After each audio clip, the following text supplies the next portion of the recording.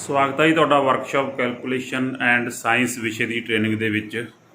ਅੱਜ ਦਾ ਸਾਡਾ ਟੌਪਿਕ ਹੈ, ਵਿਸ਼ਾ ਹੈ ਸਟਰੈਸ, ਜਿਹਨੂੰ ਪੰਜਾਬੀ ਦੇ ਵਿੱਚ ਪ੍ਰਤੀਬਲ ਕਿਹਾ ਜਾਂਦਾ ਹੈ। ਸੋ ਸਭ ਤੋਂ ਪਹਿਲਾਂ ਆਪਾਂ ਗੱਲ ਕਰਦੇ ਹਾਂ ਕਿ ਸਟਰੈਸ ਜਾਂ ਪ੍ਰਤੀਬਲ ਹੁੰਦਾ ਕੀ ਹੈ। ਕਿਸੇ ਵਸਤੂ ਦੇ ਇਕਾਈ ਖੇਤਰਫਲ 'ਤੇ ਲੱਗੇ ਬਲ ਨੂੰ ਪ੍ਰਤੀਬਲ ਕਿਹਾ ਜਾਂਦਾ ਹੈ।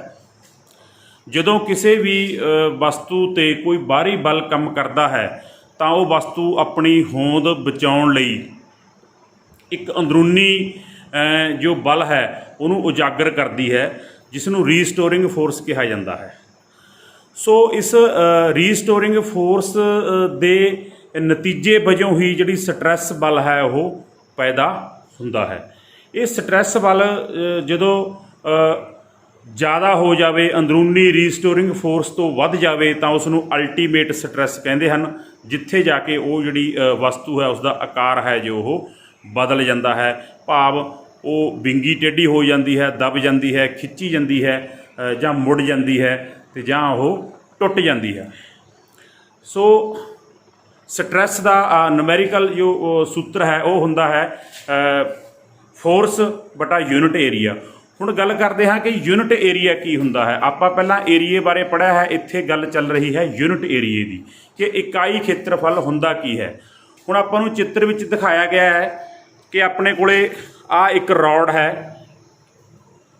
ਇਹ ਰੋਡ ਆ ਦੋ ਇੱਟਾਂ ਦੇ ਉੱਪਰ ਰੱਖੀ ਹੋਈ ਹੈ। ਤਾਂ ਜਿਹੜੀ ਰੋਡ ਦੀ ਕੁੱਲ ਲੰਬਾਈ ਹੈ ਉਹ L ਹੈ, ਅਤੇ ਇਹਨਾਂ ਦੋਵਾਂ ਇੱਟਾਂ ਦੇ ਵਿਚਕਾਰ ਦਾ ਜੋ ਹਿੱਸਾ ਹੈ, ਜੋ ਵਿਚਕਾਰ ਦਾ ਹਿੱਸਾ ਹੈ, ਉੱਥੇ ਜੋ ਰੋਡ ਦੀ ਲੰਬਾਈ ਹੈ ਉਹ ਛੋਟੀ L ਦਰਸਾਈ ਗਈ ਹੈ। ਹੁਣ ਇਸ ਰੋਡ ਦੇ ਇਸ ਹਿੱਸੇ ਦੇ ਉੱਪਰੋਂ ਬਲ ਕੰਮ ਕਰਦਾ ਹੈ, ਫੋਰਸ ਕੰਮ ਕਰਦੀ ਹੈ। ਤਾਂ ਜੋ ਇਸ ਹਿੱਸੇ ਦਾ ਜੋ ਖੇਤਰਫਲ ਹੋਵੇਗਾ ਉਸ ਨੂੰ ਕਿਹਾ ਜਾਵੇਗਾ ਯੂਨਿਟ ਏਰੀਆ, ਕਿਉਂਕਿ ਜੇ ਇਹ ਜੋ ਬਲ ਹੈ ਉਹ ਸਿਰਫ ਇਸ ਏਰੀਏ 'ਤੇ ਹੀ ਕੰਮ ਕਰ ਰਿਹਾ ਹੈ, ਇਸ ਏਰੀਏ ਨੂੰ ਹੀ ਪ੍ਰਭਾਵਿਤ ਕਰ ਰਿਹਾ ਹੈ। ਜੇਕਰ ਅਸੀਂ ਕੁੱਲ ਏਰੀਆ ਕੱਢਣਾ ਹੋਵੇਗਾ ਤਾਂ ਸਾਡੇ ਕੋਲ ਆਵੇਗਾ ਲੰਬਾਈ ਗੁਣਾ ਚੌੜਾਈ, ਪਰ ਯੂਨਿਟ ਏਰੀਆ ਜੋ ਸਾਡੇ ਕੋਲ ਆਵੇਗਾ ਉਹ ਆਵੇਗਾ ਛੋਟੀ L ਗੁਣਾ ਚੌੜਾਈ। ਛੋਟੀ L ਤੋਂ ਭਾਵ ਇਹਨਾਂ ਦੋਵਾਂ ਸਪੋਰਟਾਂ ਜੇ ਕਹਿ ਲਓ ਜਾਂ ਇੱਟਾਂ ਕਹਿ ਲਓ, ਉਹਦੇ ਵਿਚਕਾਰ ਦਾ ਜੋ ਹਿੱਸਾ ਹੈ ਰੋਡ ਦਾ, ਜਿੱਥੇ ਆ ਫੋਰਸ ਨੇ ਆਪਣਾ ਪ੍ਰਭਾਵ ਛੱਡਣਾ ਹੈ। ਸੋ ਏਰੀਆ ਅਤੇ ਯੂਨਿਟ ਏਰੀਏ ਦੇ ਵਿੱਚ ਇਹ ਫਰਕ ਹੁੰਦਾ ਹੈ। ਜਿਸ ਥੋੜ੍ਹੇ ਖੇਤਰਫਲ ਦੇ ਉੱਪਰ ਕਿਸੇ ਵਸਤੂ ਦੇ ਥੋੜ੍ਹੇ ਖੇਤਰਫਲ ਦੇ ਵਿੱਚ ਥੋੜ੍ਹੀ ਲੰਬਾਈ ਦੇ ਉੱਤੇ ਜਦੋਂ ਕੋਈ ਫੋਰਸ ਕੰਮ ਕਰਦੀ ਹੈ ਤਾਂ ਉਸ ਨੂੰ ਯੂਨਿਟ ਲੰਬਾਈ ਕਹਿੰਦੇ ਆਪਾਂ, ਅਤੇ ਉਸੇ ਲੰਬਾਈ ਨੂੰ ਆਪਾਂ ਧਿਆਨ ਵਿੱਚ ਰੱਖਦੇ ਹੋਏ ਉਹਦਾ ਯੂਨਿਟ ਏਰੀਆ ਕੱਢਾਂਗੇ, ਅਤੇ ਉਸੇ ਏਰੀਏ ਦੇ ਉੱਪਰ ਜਿਹੜੀ ਫੋਰਸ ਕੰਮ ਕਰਦੀ ਹੈ ਉਹ ਸਟਰੈਸ ਜਾਂ ਆਪਾਂ ਕਹਿ ਲਈਏ ਪ੍ਰਤੀਬਲ ਨੂੰ ਜਨਮ ਦਿੰਦੀ ਹੈ। ਜਿੱਥੋਂ ਇਸੇ ਖਾਸ ਏਰੀਏ ਦੇ ਵਿੱਚੋਂ ਹੀ ਇਸ ਰੋਡ ਨੇ ਜਾਂ ਮੁੜਨਾ ਹੈ ਜਾਂ ਟੁੱਟਣਾ ਹੈ, ਜਾਂ ਜੋ ਵੀ ਇਸ ਫੋਰਸ ਦਾ ਪ੍ਰਭਾਵ ਪੈਣਾ ਹੈ ਉਹ ਇਸ ਹਿੱਸੇ 'ਤੇ ਹੀ ਪੈਣਾ ਹੈ। ਸੋ ਹੁਣ ਗੱਲ ਕਰਦੇ ਹਾਂ ਕਿ ਪ੍ਰਤੀਬਲ ਦੀ ਇਕਾਈ ਕੀ ਹੁੰਦੀ ਹੈ। ਪ੍ਰਤੀਬਲ ਦੀ ਇਕਾਈ ਨਿਰਭਰ ਕਰਦੀ ਹੈ ਬਲ ਅਤੇ ਇਕਾਈ ਖੇਤਰਫਲ ਦੀਆਂ ਇਕਾਈਆਂ 'ਤੇ। ਹੁਣ ਅਸੀਂ ਇੱਥੇ ਜੋ ਬਲ ਲਗਾ ਰਹੇ ਹਾਂ ਉਸ ਬਲ ਨੂੰ ਅਸੀਂ ਕਿਲੋਗ੍ਰਾਮ ਵਿੱਚ ਲੈਂਦੇ ਹਾਂ, ਗ੍ਰਾਮਸ ਵਿੱਚ ਲੈਂਦੇ ਹਾਂ, ਜਾਂ ਅਸੀਂ ਨਿਊਟਨ ਵਿੱਚ ਲੈਂਦੇ ਹਾਂ, ਡਾਈਨ ਵਿੱਚ ਲੈਂਦੇ ਹਾਂ। ਸੋ ਅਤੇ ਜਿਹੜੀ ਇਸ ਰੋਡ ਦੀ ਲੈਂਥ ਹੈ ਇਸ ਨੂੰ ਅਸੀਂ ਮਿਲੀਮੀਟਰ ਵਿੱਚ ਲੈਂਦੇ ਹਾਂ, ਸੈਂਟੀਮੀਟਰ ਵਿੱਚ ਲੈਂਦੇ ਹਾਂ, ਮੀਟਰ ਵਿੱਚ ਲੈਂਦੇ ਹਾਂ, ਜਾਂ ਫੁੱਟ ਵਿੱਚ ਲੈਂਦੇ ਹਾਂ।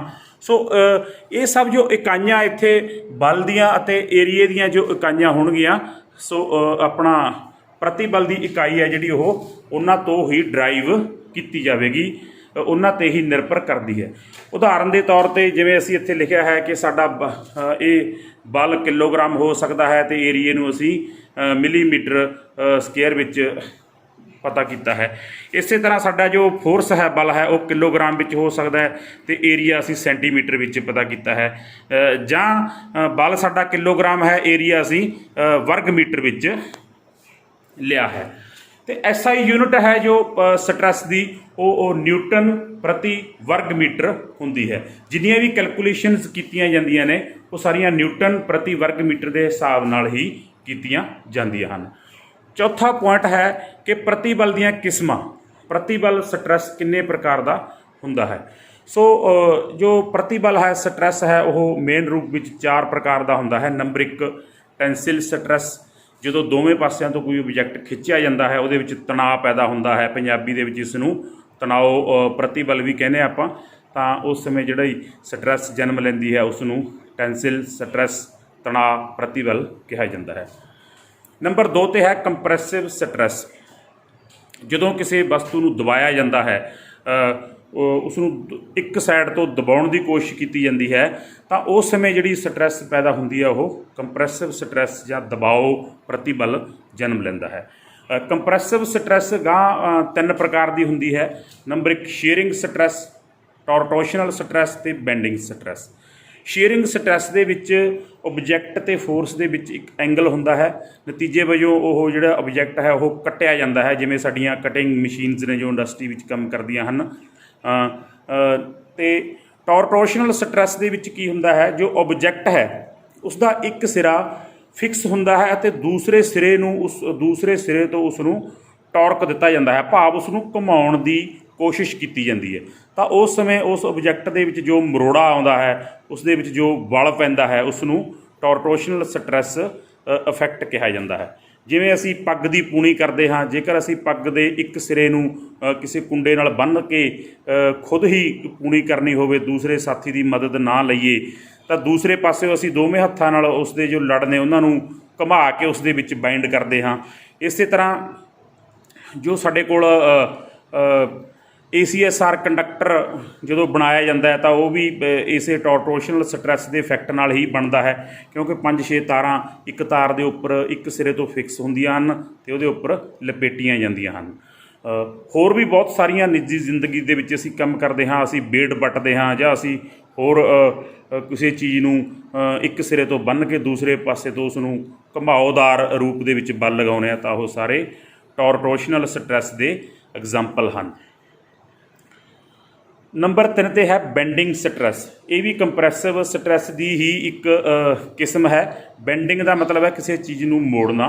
ਜਦੋਂ ਆਪਾਂ ਕਿਸੇ ਚੀਜ਼ ਨੂੰ ਜਿਵੇਂ ਉਦਾਹਰਨ ਦੇ ਤੌਰ 'ਤੇ ਆਪਾਂ ਕਿਸੇ ਰੋਡ ਨੂੰ ਬਲੌਕ ਦੇ ਵਿੱਚ ਰੱਖ ਕੇ ਉਸ ਦੇ ਉੱਪਰੋਂ ਉਸ 'ਤੇ ਦਬਾਅ ਪਾਉਂਦੇ ਹਾਂ ਤਾਂ ਉੱਥੇ ਉਹ ਮੁੜ ਜਾਂਦਾ ਹੈ। ਸੋ ਇੱਥੇ ਜਿਹੜਾ ਬੈਂਡਿੰਗ ਸਟਰੈਸ ਆਪਣਾ ਪ੍ਰਭਾਵ ਛੱਡਦੀ ਹੈ, ਇਸ ਨੂੰ ਬੈਂਡਿੰਗ ਸਟਰੈਸ ਕਿਹਾ ਜਾਂਦਾ ਹੈ।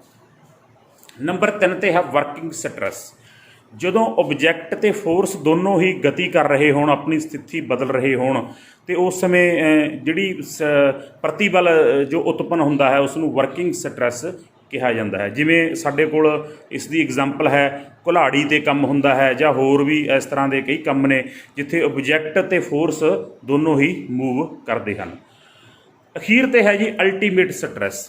ਅਲਟੀਮੇਟ ਸਟਰੈਸ ਪ੍ਰਤੀਬਲ ਦਾ ਉਹ ਪੁਆਇੰਟ ਹੈ ਜਿੱਥੇ ਜਿਹੜਾ ਸਾਡਾ ਵਰਕਿੰਗ ਫੋਰਸ ਹੁੰਦਾ ਉਹ ਮੈਕਸੀਮਮ ਹੋ ਜਾਂਦਾ ਅਤੇ ਉਸ ਦੇ ਰੀਸਟੋਰਿੰਗ ਫੋਰਸ ਤੋਂ ਉਸ ਦਾ ਜਿਹੜਾ ਦਰਜਾ ਹੈ ਉਹ ਵੱਧ ਜਾਂਦਾ ਹੈ, ਭਾਵ ਜੋ ਵਰਕਿੰਗ ਫੋਰਸ ਹੈ ਉਹ ਰੀਸਟੋਰਿੰਗ ਫੋਰਸ ਨਾਲੋਂ ਜ਼ਿਆਦਾ ਹੋ ਜਾਵੇ ਤਾਂ ਇੱਥੇ ਆ ਕੇ ਜਿਹੜੀ ਉਹ ਵਸਤੂ ਹੈ ਉਸ ਦੇ ਆਕਾਰ ਵਿੱਚ ਬਦਲਾਅ ਆ ਜਾਂਦਾ ਹੈ, ਜਾਂ ਉਹ ਮੁੜ ਜਾਂਦੀ ਹੈ, ਜਾਂ ਉਸ ਦਾ ਆਕਾਰ ਹੈ ਜਿਹੜਾ ਉਹ ਕੰਪਰੈਸ ਹੋ ਜਾਂਦਾ ਹੈ, ਵਿੰਗਾ ਟੇਢਾ ਹੋ ਜਾਂਦਾ ਹੈ, ਅਤੇ ਜਾਂ ਉਹ ਟੁੱਟ ਜਾਂਦੀ ਹੈ। ਸੋ ਇਹ ਆਪਣਾ ਅੱਜ ਬੇਸਿਕ ਆਪਾਂ definitions of stress, types of stress, unit of stress ਅਤੇ ਇਕਾਈ ਖੇਤਰਫਲ ਜਾਂ ਯੂਨਿਟ ਏਰੀਆ ਕੀ ਹੁੰਦਾ ਹੈ ਉਸ ਦੇ ਬਾਰੇ ਪੜ੍ਹਿਆ ਹੈ। ਧੰਨਵਾਦ ਜੀ।